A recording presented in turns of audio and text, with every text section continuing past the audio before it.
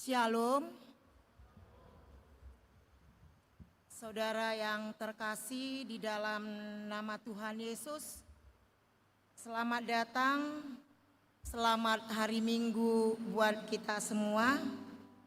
Terlebih buat saudara kami yang baru hadir beribadah bersama kami pada hari ini. Kiranya damai sejahtera daripada Tuhan kita Yesus Kristus membawa sukacita kita pada hari ini. Untuk itu marilah kita memulai ibadah kita pada hari ini, Minggu 11 setelah Trinitatis, dengan tema Minggu Taatilah Hukum dan Tegakkanlah Keadilan. Marilah kita memasuki saat teduh, kita berdoa di dalam hati kita masing-masing.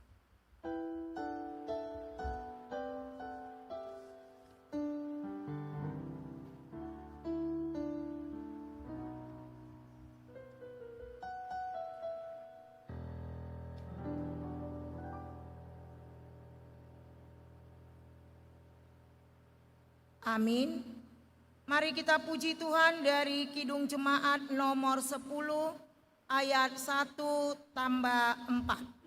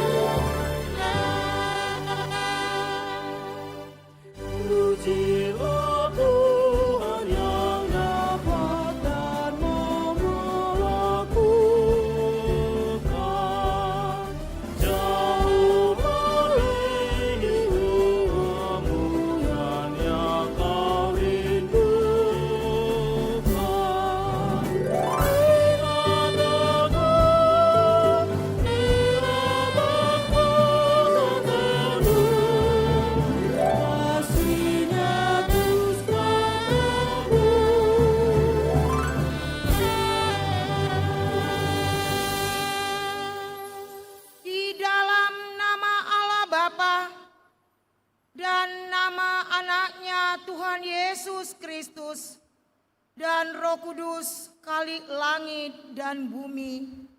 Amin. Allah menentang orang yang congkak, tetapi mengasihi orang yang rendah hati. Haleluya.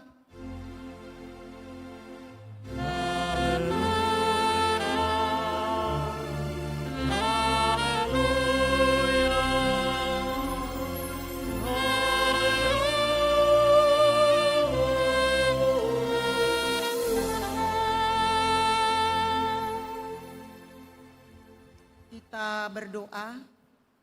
Ya Tuhan Allah yang Maha Kuasa dan Maha Pengasih, Engkau mengendaki agar kami hidup dan berbahagia pada hari kemudian.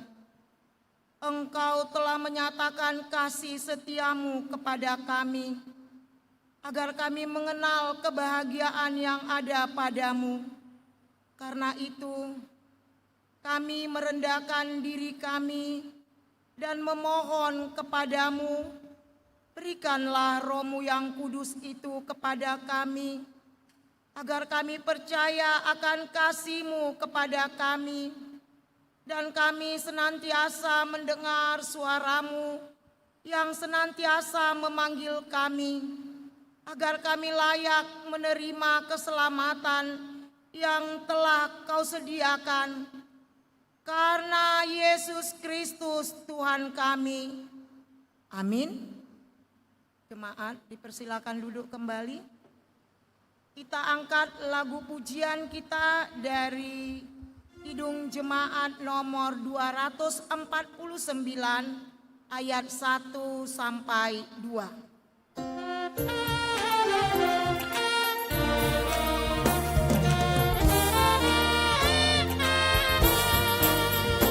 Serikat persaudaraan, berdirilah teguh, sempurnakan persatuan di dalam Tuhan, bersama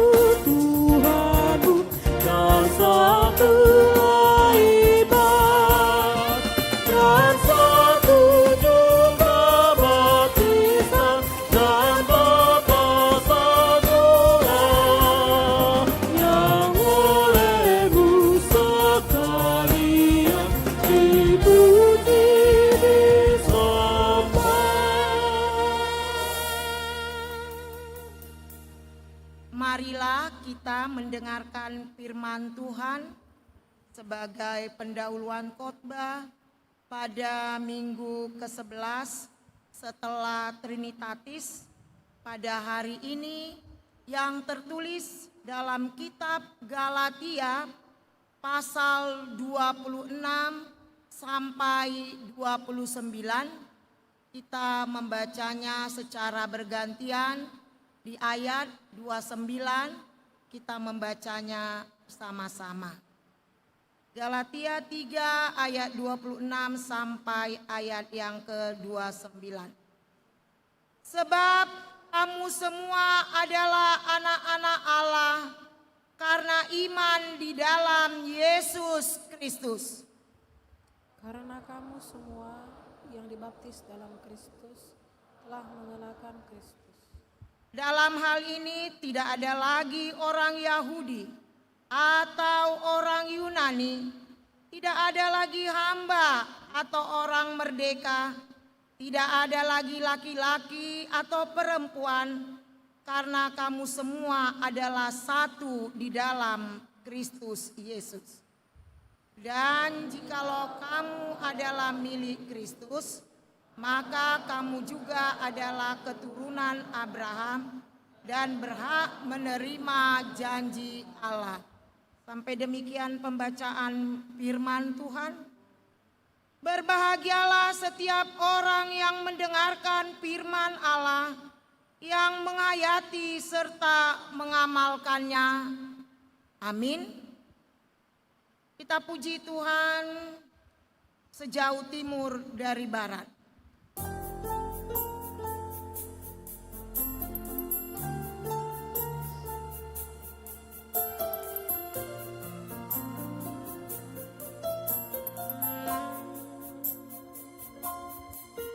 Sejauh timur dari barat, Engkau membuang dosaku.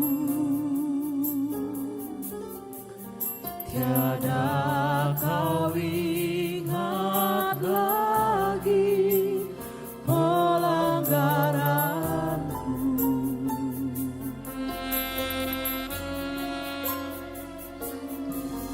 Jauh ke dalam tubir laut, kau melemparkan dosaku. Tiada kau perhitungkan kesalahanku.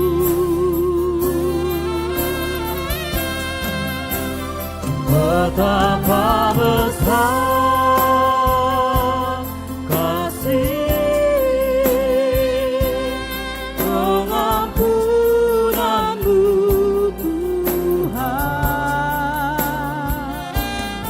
Tak kau pandang indah hati yang hancur.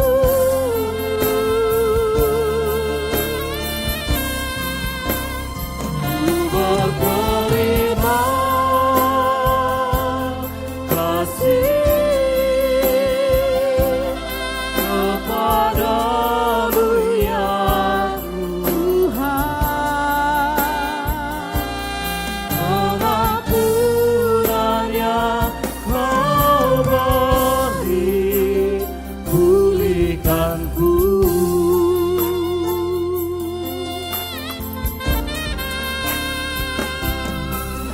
Sejauh timur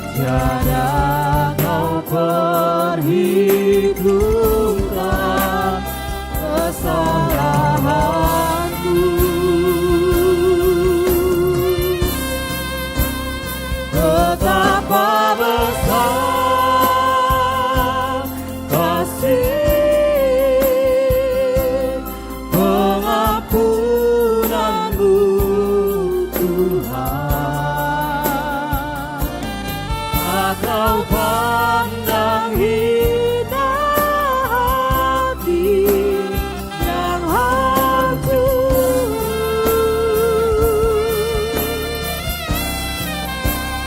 Ku berterima kasih kepadamu ya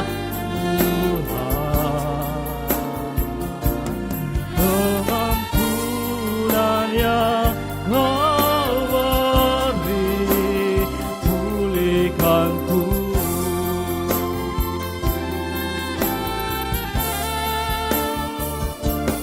Pengampunan yang kau beri, pulihkanku.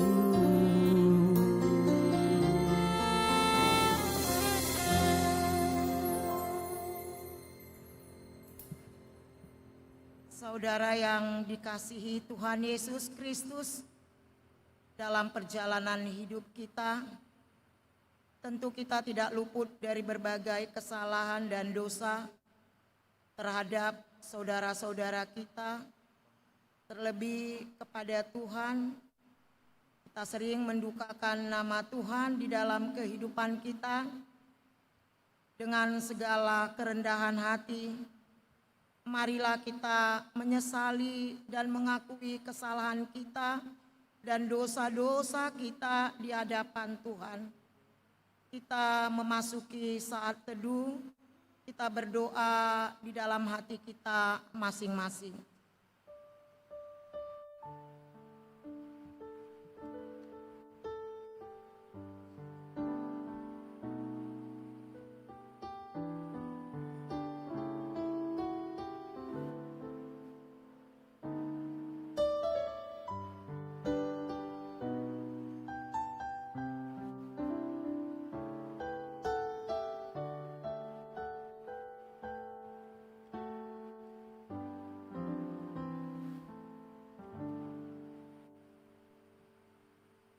Kita berdoa.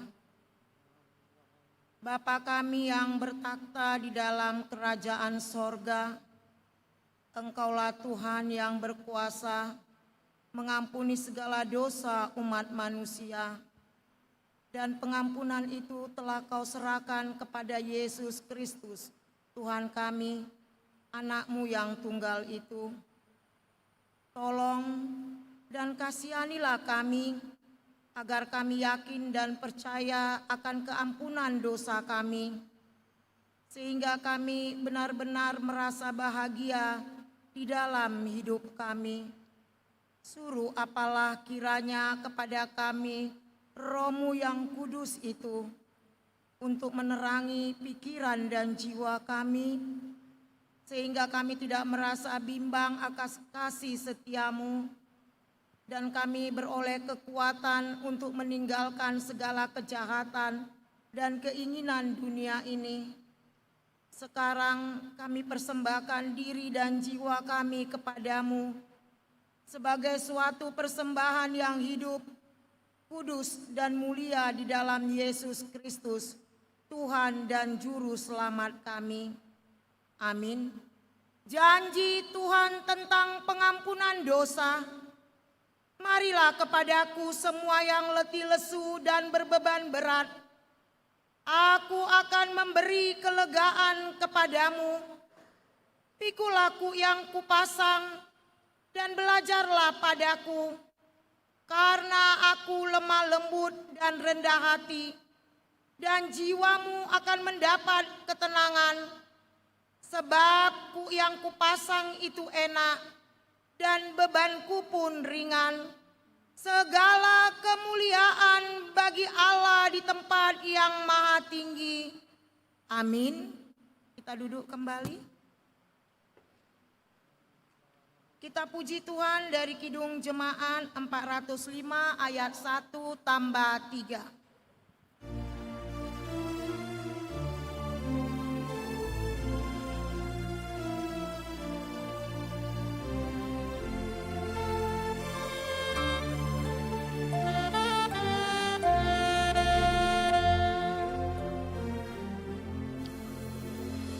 Kaulah ya Tuhan surya hidupku, asal Kau ada yang lain tak perlu. Siang dan malam engkau kenal,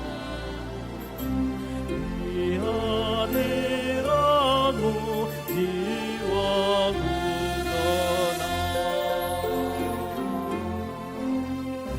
Kaulah bagiku tempat berteduh, Kaulah perisai dan benteng tenang. Sukacitaku kekal dalam kuasa surgawi tetap kuasa.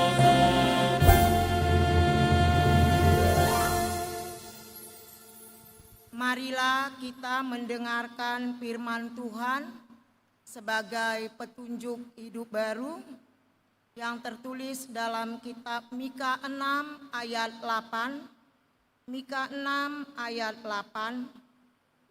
Hai manusia, telah diberitahukan kepadamu apa yang baik dan apakah yang dituntut Tuhan daripadamu, selain berlaku adil, mencintai kesetiaan, dan hidup dengan rendah hati di hadapan Allahmu.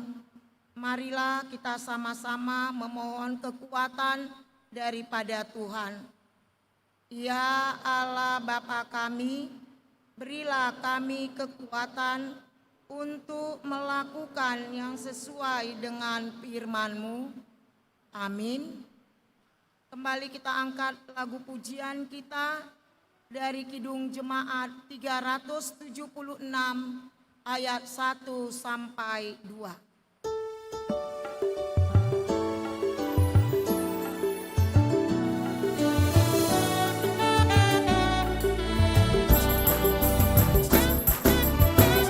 Ikuti Kau saja Tuhan, jalan damai bagiku. Aku selamat dan sentosa hanya oleh darah-Mu.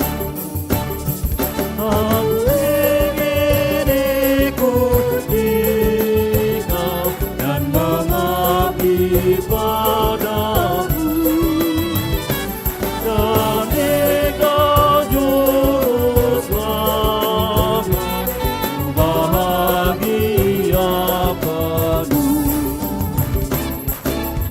Ikuti Kau di sengsara, karena janji-Mu teguh. Atas kuasa kegelapan ku menang bersama-Mu.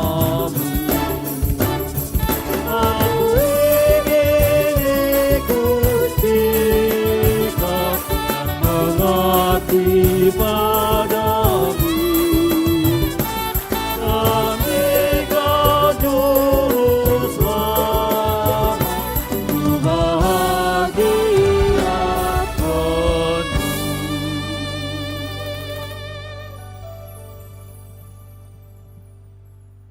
Marilah kita bersaksi mengikrarkan pengakuan iman kita bersama jemaat pada segala abad di seluruh dunia ini. Kita mengucapkannya secara bersama-sama. Aku percaya kepada Allah Bapa yang Maha Kuasa, Khalik langit dan bumi. Aku percaya kepada Yesus Kristus, Anak-Nya yang tunggal Tuhan kita, yang dikandung daripada Roh Kudus, lahir dari anak darah Maria, yang menderita di bawah pemerintahan Pontius Pilatus, disalibkan, mati dan dikuburkan, turun ke dalam kerajaan maut. Pada hari ketiga, bangkit pula dari antara orang mati, naik ke sorga, duduk di sebelah kanan Allah Bapa yang Maha Kuasa, dan akan datang dari sana untuk menghakimi orang yang hidup dan yang mati. Aku percaya kepada Roh Kudus, gereja yang kudus dan am, persekutuan orang kudus, pengampunan dosa, kebangkitan daging, dan hidup yang kekal. Amin. Dipersilakan duduk kembali. Untuk menyambut sabda Tuhan, kita angkat lagu pujian kita, Hati Sebagai Hamba. Kidung Jemaat 49 ayat 1 sampai 2 tambah 4.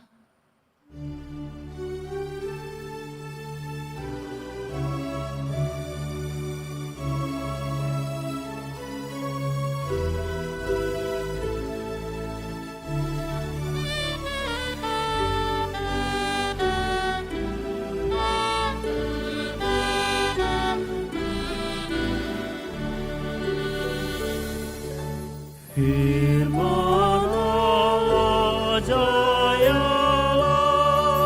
sampai ujung dunia, kita pun dipanggilnya untuk hidup yang bakal.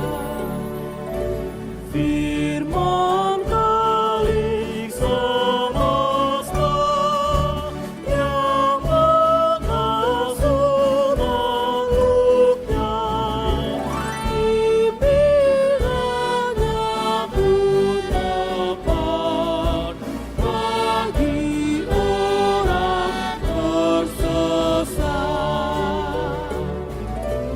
Firman kesaksian Roh, penuh semangat yang teguh, kita mengikutinya dalam kuasa dan kerja.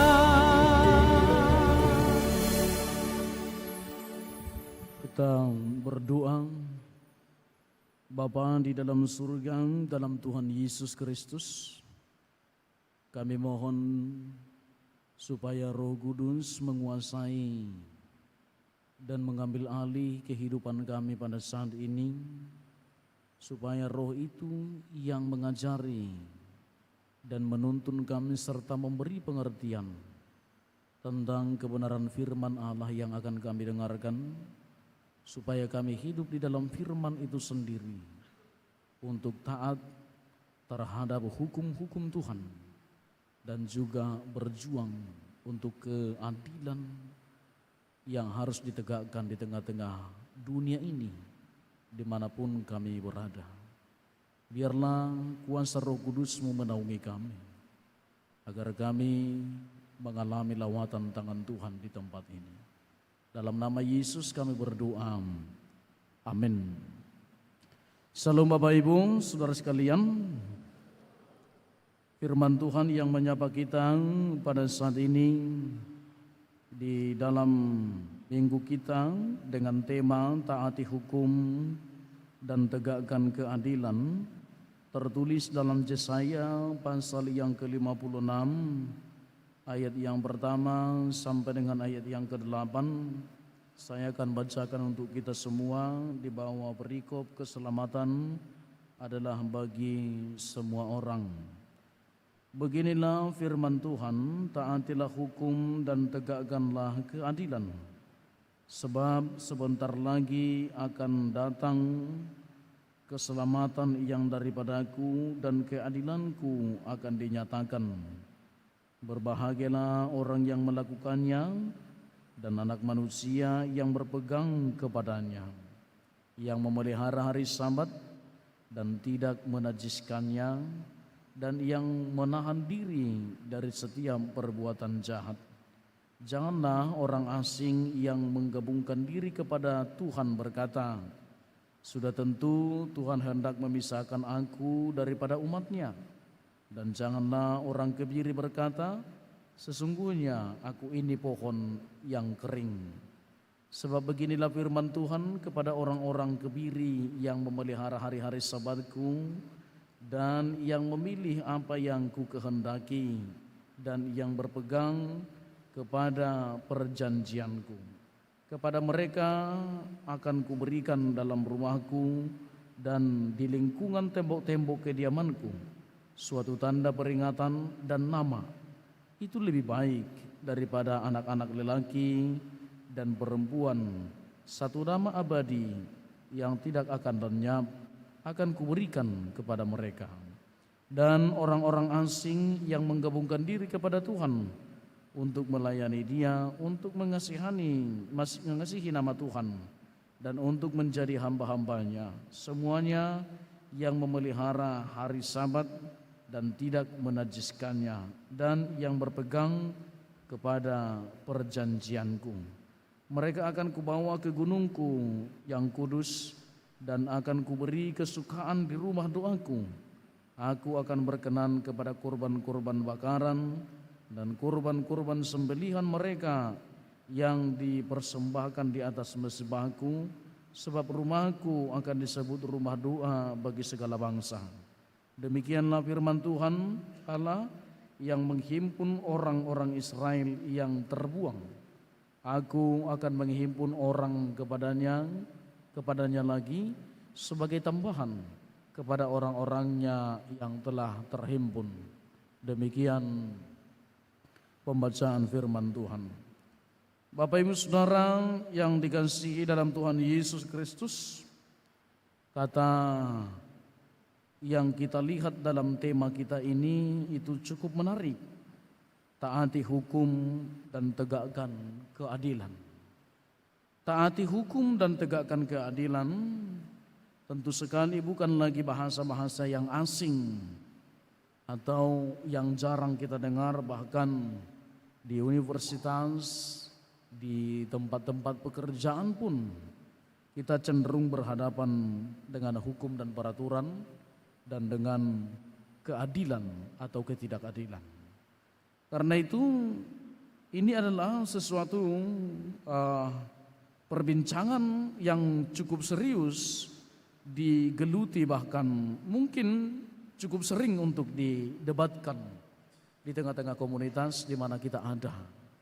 Termasuk di negara kita sekarang ada banyak yang kita lihat perdebatan-perdebatan hukum dan seruan-seruan tentang keadilan yang harus ditegakkan karena adanya ketidakadilan yang terjadi di dalam apakah instansi atau lembaga tertentu atau ketidakadilan ke tengah-tengah masyarakat. Nah, ini menjadi pergumulan kita saat ini. Lalu tema ini mengajak kita mengatakan taati hukum dan tegakkanlah keadilan. Ada dua kategorial manusia kita tentang taati hukum dan tegakkan keadilan. Yang pertama ada paradigmanya adalah paradigma yang pesimis dan optimis. Paradigma yang pesimis itulah yang selalu berpikir bahwa tidak akan mungkin keadilan akan terjadi di negara ini. Tidak akan mungkin lagi keadilan ditegakkan di tengah-tengah negara ini. Sehingga dia pesimis. Akhirnya paham atau sudut pandang yang begini menyebabkan dia tidak mau tahu dengan ketidakadilan, tidak mau tahu dengan aturan, sehingga biarlah orang salah sana di situ, dia nggak peduli dengan itu. Dia jalani aja hidupnya, walaupun ketidakadilan sudah dia terima, tetapi dia pasrah saja tanpa bertindak apa-apa. Lalu pola pikir yang kedua adalah pola pikir yang optimis, dia yang selalu berjuang untuk menegakkan keadilan itu sendiri. Walaupun dia mengalami tekanan atau kesulitan, walaupun dia mengalami intimidasi, tetapi dia tetap percaya bahwa suatu saat kebenaran atau keadilan itu akan nyata dan akan terbukti di tengah-tengah dunia ini. Ada filosofi yang mengatakan sekencang-kencangnya kejahatan berlari, kebenaran akan tetap mendahuluinya. Nah, Bapak Ibu Saudara yang dikasihi dalam Tuhan Yesus Kristus, dalam konteks kitab Yesaya ini sangat menarik untuk kita hadapkan dengan kondisi negara kita yang sedang mengalami mendekati perayaan 17 Agustus di hari besok. Nah, kita melihat dalam teks ini adalah keselamatan adalah bagi semua orang. Keselamatan di sini bukan hanya bercerita tentang keselamatan rohani, tetapi lebih daripada itu keselamatan jasmaniah pun harus diperhitungkan. Karena kalau rohaninya selamat, jasmaninya tidak selamat, itu juga akan menyebabkan orang menjadi orang yang mengalami ketidakseimbangan dalam kehidupannya. Karena itu yang dua itu adalah satu jalan yang dua kata atau dua situasi yang harus dilakukan dalam waktu yang bersamaan. Artinya orang yang selamat di sini bukan hanya selamat rohani, tapi selamat secara ekonomi, selamat secara politik, selamat secara psikologis juga harus dipertimbangkan. Nah, Bapak Ibu Saudara yang dikasihi dalam Tuhan Yesus Kristus, maka dalam hal inilah kita melihat ini adalah buku kitab Yesaya ini yang bagian dari ketiga, bagian dari Yesaya yang ketiga atau disebut dengan Trito Yesaya yang difokuskan terhadap sejarah perjalanan bangsa Israel atau pengalaman bangsa Israel berjalan bersama dengan Allah pada pasca pembuangan. Tentu sekali kalau dia pasca pembuangan, tentu sekali kita akan berpikir bahwa mereka sudah merdeka atau sudah bebas dari tangan Babel atau Raja Asyur. Lalu dalam kebebasan itu Allah ingin melihat mereka bukan hanya soal bebas secara rohani, namun mereka juga harus bebas dengan kesejahteraan finansial dalam kehidupannya, kemakmuran dalam kehidupan kenegaraannya. Itu makanya yang pertama di sini sebagai orang-orang yang merdeka, Tuhan mengingatkan melalui Yesaya, dan ini kita lihat beginilah firman Tuhan. Beginilah firman Tuhan itu adalah suatu pembuka yang sangat menarik untuk kita lihat. Kenapa sangat menarik? Karena kata beginilah firman Tuhan yang diucapkan oleh Yesaya ini adalah untuk menegaskan bahwa apa yang disampaikannya bukan dari dirinya tetapi dari Tuhan. Sehingga itu sangat penting dan sangat urgent untuk disampaikan. Dan kalau itu dari Tuhan, kalau itu firman Tuhan, maka tentu sekali kita akan melihat itu dari Mazmur 159 yang mengatakan firman-Mu adalah pelita bagi kakiku. Tentu sekali kalau ini firman Tuhan yang mau disampaikan Yesaya, Yesaya mau menyampaikan kepada mereka bahwa firman ini adalah pelita atau kehidupan. Yang disampaikan ini memberi makna, memberi kehidupan ke depannya. Dan apa itu? Yang pertama adalah sebagai orang yang telah merdeka, orang yang telah terbebas dari perbudakan, maka Yesaya mengingatkan mereka melalui hal ini, taati hukum dan tegakkan keadilan. Jadi keselamatan itu harus dipelihara dengan tatanan hukum dan keadilan. Jadi tidak kemerdekaan atau keselamatan yang mereka terima dari Tuhan tidak menjadi tanpa beban atau tanpa ada aturan di tengah-tengah kehidupan mereka. Lalu di sini kita mengingat apa yang sering diajarkan mungkin waktu kuliah atau waktu masih di sekolah dasar pun mungkin pernah kita mendengarnya bahwa lebih sulit meraih daripada mempertahankan. Lebih sulitnya mempertahankan kemerdekaan itu daripada meraih kemerdekaan itu sendiri. Maka dalam hal ini kitab Yesaya ini mengingatkan untuk menjaga kemerdekaan, keutuhan sukacita yang mereka terima dari pembebasan itu, maka mereka harus ada tatanan hukum yang benar dan menaati hukum yang benar. Hukum yang dimaksud di sini adalah mengarah kepada Torah atau Taurat. Sehingga ketika diarahkan taatilah hukum dan tegakkanlah keadilan, itulah yang diharapkan Yesaya kepada mereka. Maka kita melihat apa itu yang dimaksud dengan taati hukum. Taati hukum di tengah-tengah pemahaman Yesaya ini dikatakan simru mispat, atau yang berasal dari kata samar mispat. Artinya samar ini adalah menjaga, menaati, memelihara dengan sungguh-sungguh. Sehingga kalau dikatakan tadi taati hukum mispat, maka kita menaati, menjaga hukum itu supaya tidak melenceng atau tidak tidak dilakukan dengan cara yang salah atau tidak bengkokkan, sehingga hukum itu tidak lagi tajam ke bawah dan tumpul ke atas, tetapi dalam mata hukum itu harus menjadi sama semuanya. Tidak ada di sana orang yang punya jabatan tinggi, jabatan rendah, jabatan menengah. Tidak ada di sana orang miskin dan kaya. Tidak ada di sana orang yang apakah sukunya lebih banyak atau sukunya lebih atau agamanya. Tidak lagi soal minoritas dan mayoritas, sehingga hukum itu akan berjalan tanpa pandang bulu ketika kita menjaganya dengan sungguh-sungguh. Itu makanya di sini disebut dengan samar atau simru.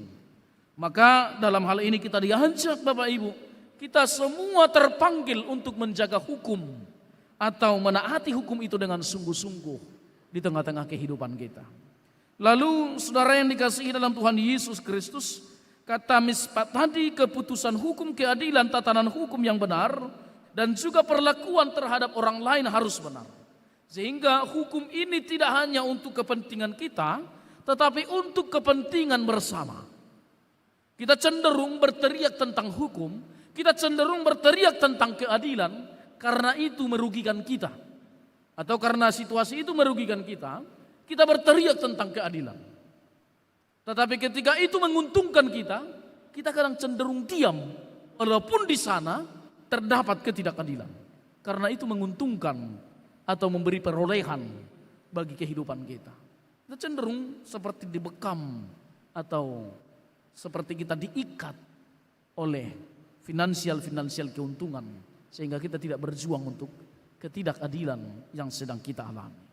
Nah Bapak Ibu Saudara yang dikasihi dalam Tuhan Yesus Kristus, maka hari ini dikatakan melalui teks ini, sesungguhnya hukum Allah itu sifatnya adalah restorasi.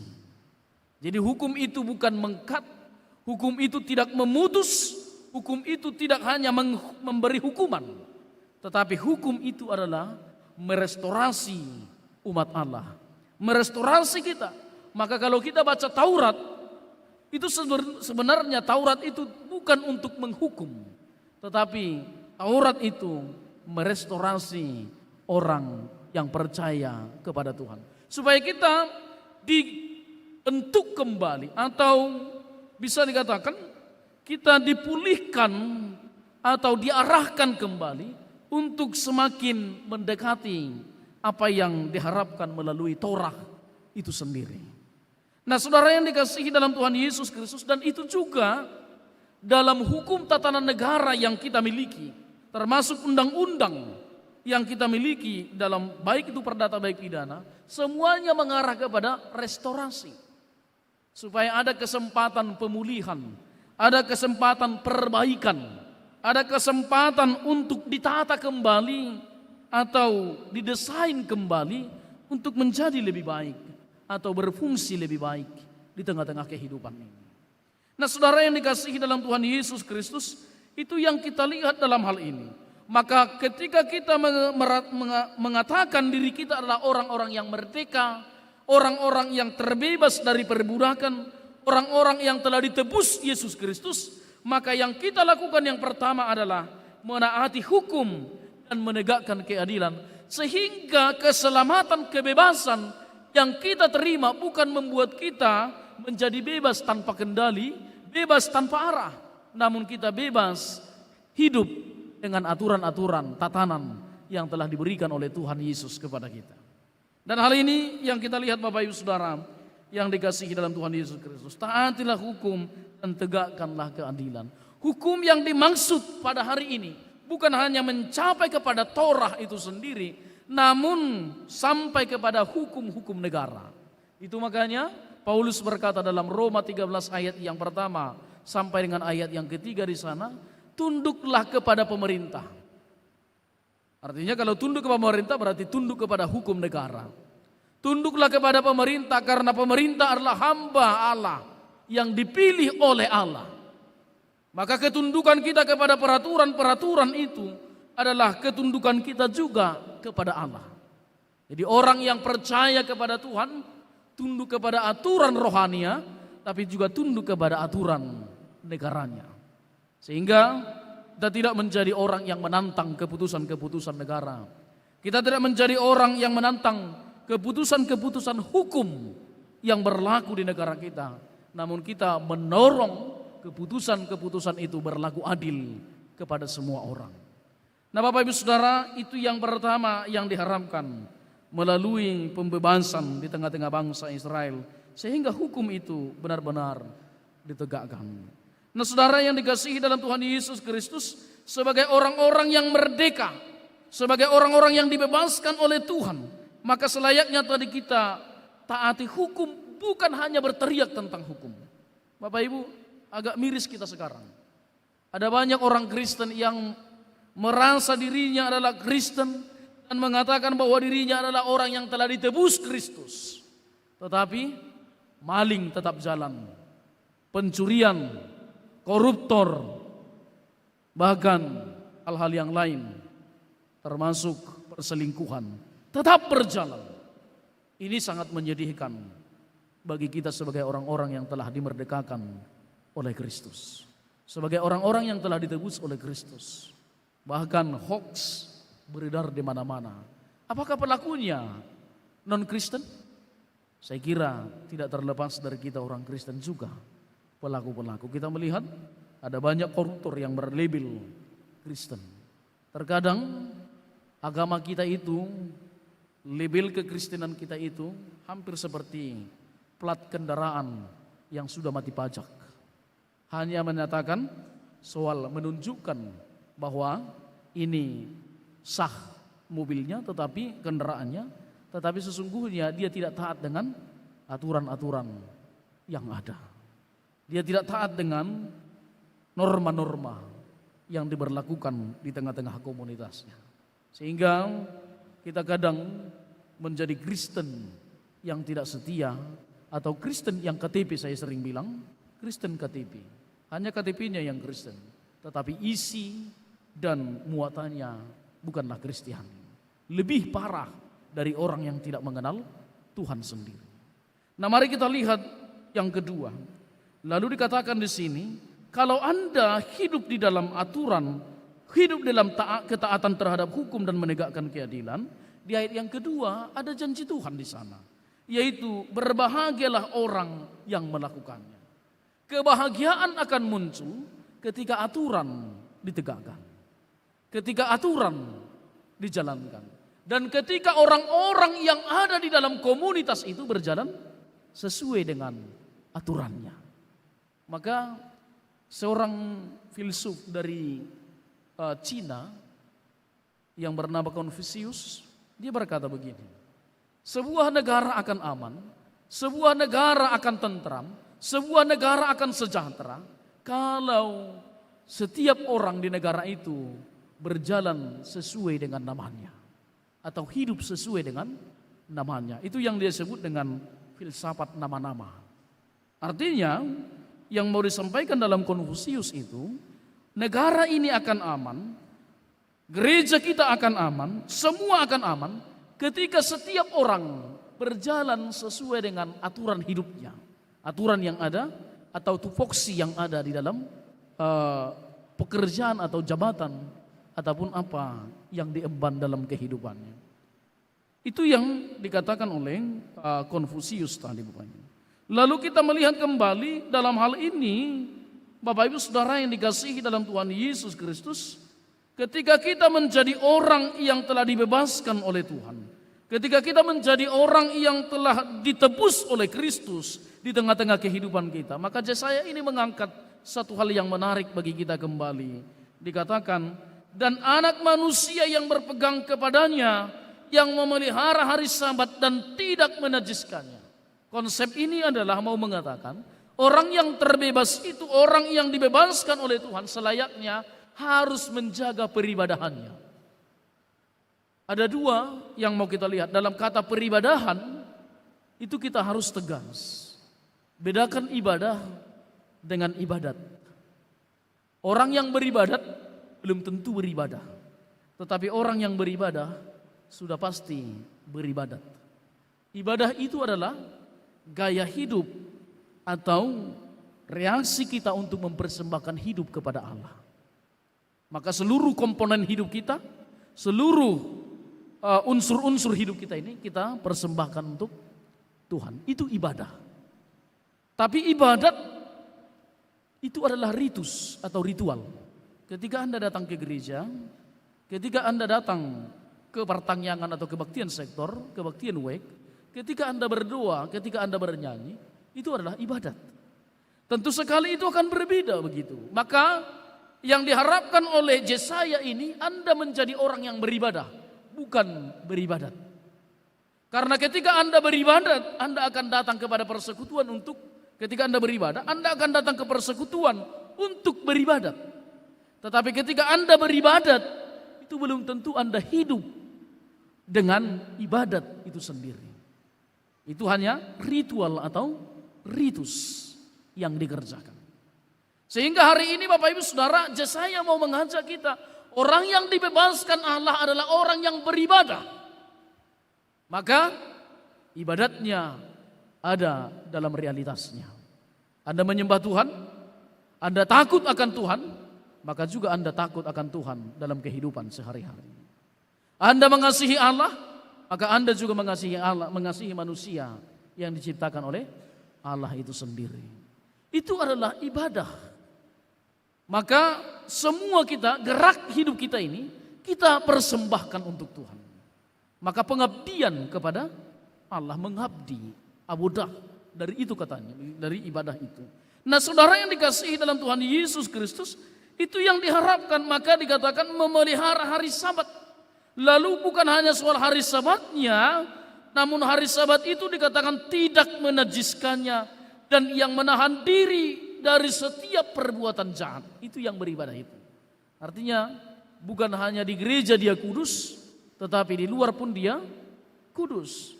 Tidak di gereja dia bukan hanya di gereja dia rohani, di luar pun dia rohani. Terkadang kita ini kan beda.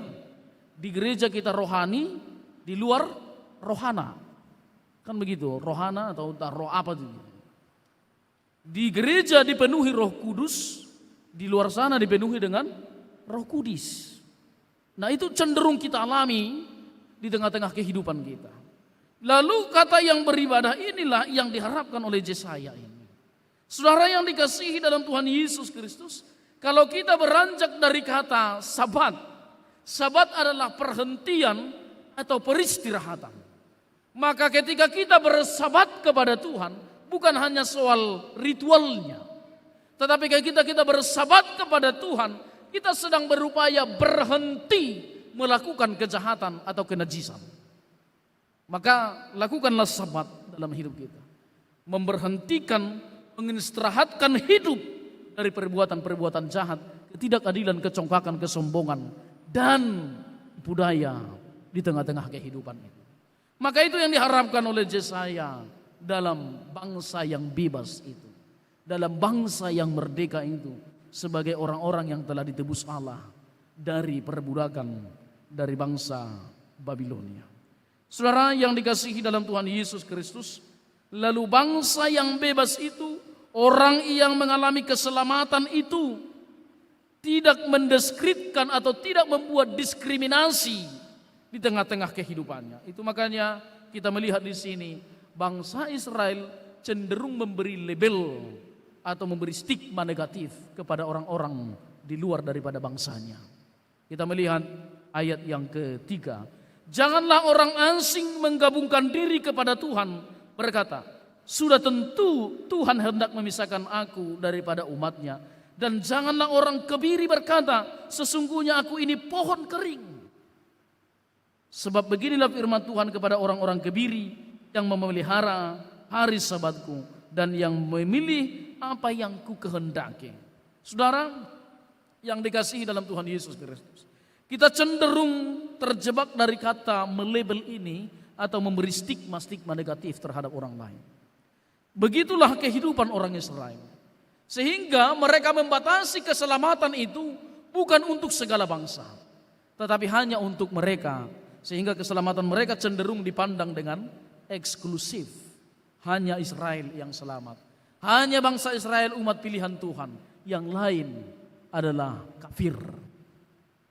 Bagi mereka yang lain itu kafir. Tidak layak untuk masuk ke dalam kerajaan Tuhan itu. Makanya di ayat yang ketiga itu saya menegur. Jangan sampai orang asing yang menggabungkan diri kepada Tuhan berkata, Tuhan menolak kami. Hanya gara-gara stigma yang diberikan oleh orang Israel.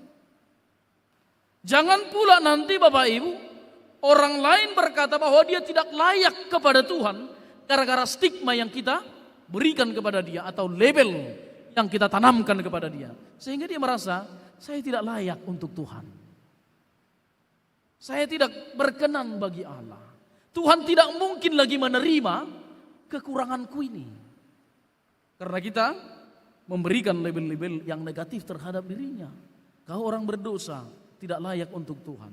Bapak Ibu, justru Tuhan mengatakan, aku datang untuk mencari orang-orang yang berdosa supaya dia dipulihkan. Nah, saudara yang dikasihi, yang kedua kita melihat di sini orang kebiri. Dalam orang kebiri ini stigma orang Israel negatif. Orang kebiri itulah orang yang dipersiapkan untuk peperangan sehingga dia dimandulkan supaya dia hanya yang dibutuhkan hanya tenaganya. Supaya dia fokus untuk mengerjakan sebagai prajurit perang di tengah-tengah kehidupan ini. Lalu itu yang ditegur oleh Allah juga. Dalam Ulangan 23 ayat yang pertama, dalam pandangan orang Israel mengatakan bahwa orang kebiri itu tidak layak menjadi umat Allah, tidak layak untuk masuk ke dalam komunitas Allah. Itu tidak layak karena mereka punya kecacatan. Bapak Ibu, cacat fisik, cacat mental itu tidak menjadi penghalang bagi Tuhan. Kita kan terkadang begitu. Saya rindu ada gereja kita nanti membuka ruang untuk yang mengalami, untuk orang-orang yang mengalami disabilitas mentalitas untuk beribadah. Membuka ruang untuk itu. Supaya seolah-olah yang disabilitas mental ini tidak mempunyai ruang untuk Allah. Ini perlu kita lihat. Ini kan soal cacatnya, kebiri itu dipandang mereka sebagai kecacatan atau tidak kesempurnaan. Yang tidak sempurna tidak berkenan bagi Tuhan, yang tidak sempurna secara fisik dalam pandangan orang Israel. Maka kita melihat hari ini Bapak Ibu, bagaimana Allah menentang ini mengatakan jangan sampai orang kebiri mengatakan aku pohon kering. Artinya tidak berguna, tidak berfungsi, tidak membuahkan apa-apa. Lalu Tuhan mengatakan label-label ini Bapak Ibu harus dibuang. Supaya setiap orang berhak datang kepada Tuhan, siapapun, dalam kondisi apapun, dalam status apapun, berhak datang kepada Tuhan. Yang diinginkan Tuhan bukan soal status sosialmu, bukan soal sempurnaan fisik, tetapi yang diinginkan oleh Tuhan adalah apakah kita hidup beribadah kepada Tuhan, memelihara Sabat, atau dikatakan di sini menahan diri untuk hal-hal yang jahat. Sehingga keselamatan itu tidaklah eksklusif, namun keselamatan itu inklusif, terbuka untuk semua orang. Terbuka untuk semua bangsa. Itu makanya disebut di ayat yang ke-7 itu, bahkan rumahku adalah rumah dua untuk segala bangsa. Setiap orang, setiap bangsa, setiap suku berhak datang kepada persekutuan umat Allah. Tidak boleh dilarang dan tidak boleh dibatasi. Dan itu makanya saya kira apa yang disampaikan oleh Yesus dalam Matius 7 ayat yang ke-21 sangat menarik dengan hal itu. Konsepnya bukan soal apakah Anda beribadat, tapi konsepnya adalah soal beribadah. Kita lihat Matius 7 ayat 21 dikatakan di sana, bukan yang menyebut Tuhan-Tuhan yang masuk ke dalam kerajaan Tuhan, tetapi orang-orang yang melakukan kehendak Bapakku yang di surga. Jadi bukan yang menyebut Tuhan-Tuhan. Yang dikatakan di situ adalah bukan soal Anda beribadatnya, tetapi apakah Anda hidup di dalam penyembahan yang benar dan persekutuan yang benar dengan Allah. Saudara yang dikasihi dalam Tuhan Yesus Kristus, itu yang diarahkan oleh Yesaya ini kepada kita dalam konteks khutbah kita sekarang ini. Sehingga kita berani berkata, rumahku adalah rumah dua untuk segala bangsa. Dan dikatakan di sini, semua orang bisa menggabungkan diri dan melayani Tuhan tanpa stigma-stigma tertentu yang kita legatkan kepada orang-orang tertentu. Bapak Ibu Saudara yang dikasihi dalam Tuhan Yesus Kristus, Allah berkenan atau tidak kepada penyembahan kita, Allah berkenan atau tidak kepada persembahan kita, itu tidak diukur dengan status kehidupan kita atau stigma kita, label kita. Namun dikatakan Allah berkenan atau tidak kepada persembahan yang kita berikan adalah ketika kita hidup di dalam firman dan ketika kita beribadah kepada Tuhan dan menjauhkan diri dari hal-hal yang tidak berkenan bagi Allah. Sehingga ketika kita menjadi orang yang dimerdekakan oleh Tuhan, bukan berarti kita hidup tanpa aturan, bukan berarti kita hidup seenaknya, tetapi kita hidup dengan landasan firman Allah. Karena firman Allah itu memerdekakan dan membebaskan. Ketika kita menaati firman Allah, maka kita dimerdekakan dan dibebaskan. Amin. Kita berdoa. Terima kasih Tuhan Yesus untuk firman yang telah kami dengarkan. Karena kami telah diajar melalui Roh Kudus untuk taat kepada firman, menegakkan keadilan di tengah-tengah dunia ini. Karena itu kami mohon tuntunan Roh Kudus supaya kami bukan menjadi orang-orang yang pesimis, tapi kami menjadi orang yang optimis, yang senantiasa berjuang dan senantiasa berupaya untuk melakukan dan menegakkan keadilan itu di tengah-tengah di mana kami berada, di komunitas, di pekerjaan, bahkan di gereja kami sendiri, supaya ada kesejahteraan, supaya ada sukacita di tengah-tengah kehidupan kami. Sebab ketika kebenaran dan keadilan ditegakkan, sebab ketika hukum dinyatakan dengan benar, maka disitulah ada sukacita di tengah-tengah kehidupan kami.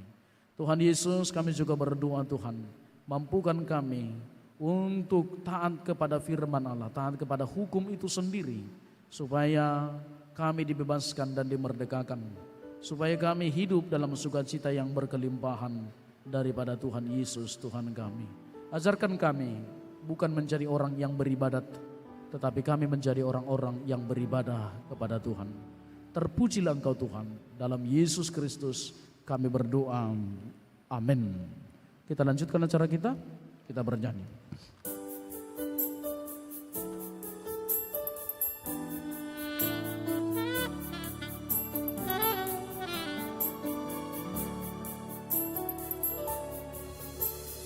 Ku tak membawa apapun juga saat ku datang ke dunia.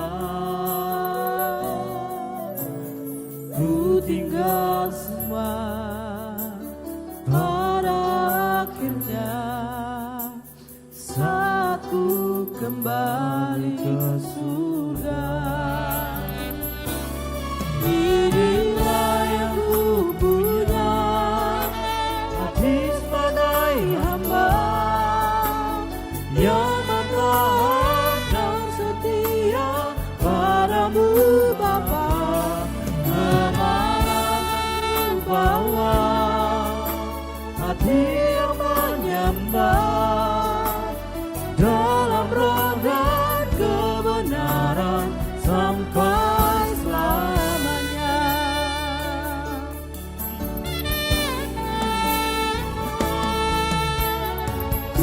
yang membawa apapun juga saat ku datang ke dunia. Ku tinggal semua pada akhirnya saat ku kembali ke surga. Inilah yang ku punya, hati sebagai hamba yang mau taat dan setia padamu Bapa. Kemana ku bawa hati yang menyembah dalam roh dan kebenaran sampai selamanya. Inilah yang ku punya, hati sebagai hamba yang mau taat dan setia padamu Bapa. Kemana ku bawa hati yang menyembah dalam roh dan kebenaran sampai selamanya. Dalam roh dan kebenaran sampai selamanya. Firman Tuhan yang meneguhkan kita untuk memberi persembahan kepada Tuhan tertulis dalam Lukas pasal yang ke-6 ayat yang ke-38. Berilah dan kamu akan diberi, suatu takaran yang baik, yang dipadatkan, yang digoncang dan yang ditumpahkan keluar akan dicurahkan ke dalam ribaanmu. Sebab ukuran yang kamu pakai untuk mengukur akan diukurkan kepadamu. Demikian firman Tuhan, kita serahkan persembahan kita.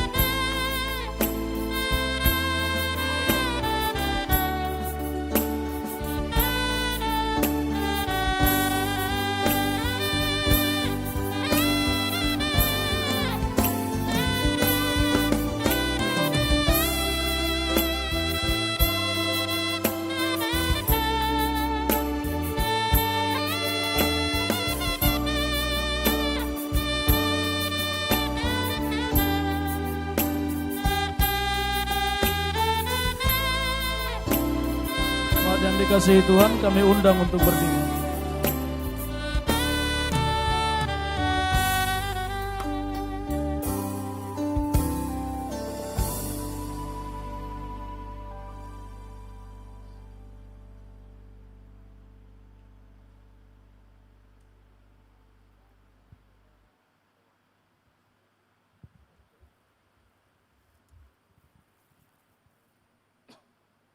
Kita serahkan persembahan kita kepada Tuhan, kita berdoa. Ya Allah Bapa kami yang ada di surga, Engkaulah sumber segala berkat dan rahmat. Kami persembahkan di sini sebagian dari yang Kau berikan kepada kami sebagai kurban persembahan kami kepadamu. Adapun yang kami persembahkan ini ya Tuhan adalah yang kami terima daripadamu, karena siapakah kami sehingga dapat memberi kepadamu. Kasihanilah kami, terimalah kurban persembahan kami ini menjadi dupa yang harum di hadapan-Mu. Berkati serta peliharalah agar kami menggunakan persembahan ini untuk kejayaan kerajaan-Mu di tengah gereja-Mu di seluruh dunia ini. Bukalah hati kami dengan Roh-Mu yang kudus itu, agar kami senantiasa mengucapkan syukur kepadamu di dalam nama Yesus Kristus Tuhan kami. Amin. Aku bawa Tuhan, persembahan hidupku semoga berkenan. Berapalah nilainya Tuhan dibandingkan berkat-Mu yang telah Kau limpahkan. Terimalah Tuhan, oh terimalah Tuhan. Ku ingat firman-Mu ya Tuhan, yang mengajarkan kami mengingat yang kecil. Berkati semuanya Tuhan, supaya persembahan tetap mengalir terus. Terimalah Tuhan, oh terimalah Tuhan. Bapa kami yang di surga, dikuduskanlah nama-Mu. Datanglah kerajaan-Mu, jadilah kehendak-Mu di bumi seperti di surga.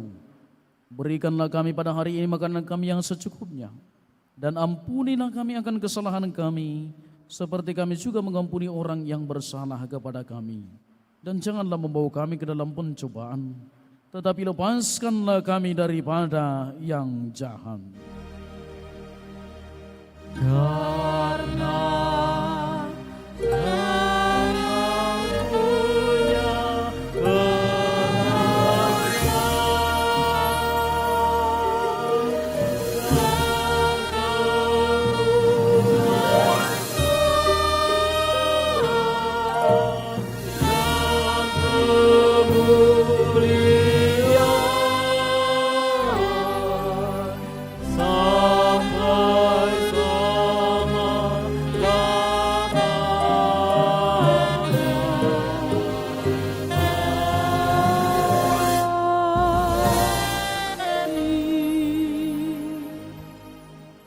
Jemaat yang dikasihi Tuhan Yesus Kristus, terimalah berkat dari Tuhan Allah Bapa kita, dan pulanglah di dalam damai sejahtera.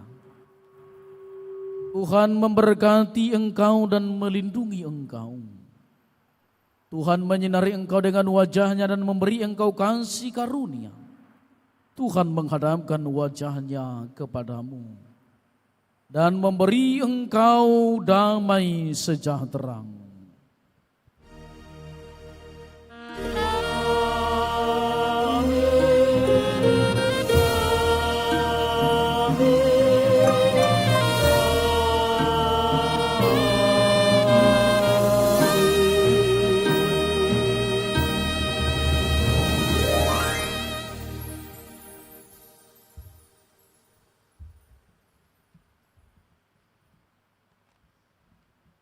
Shalom Bapak Ibu, selamat hari Minggu.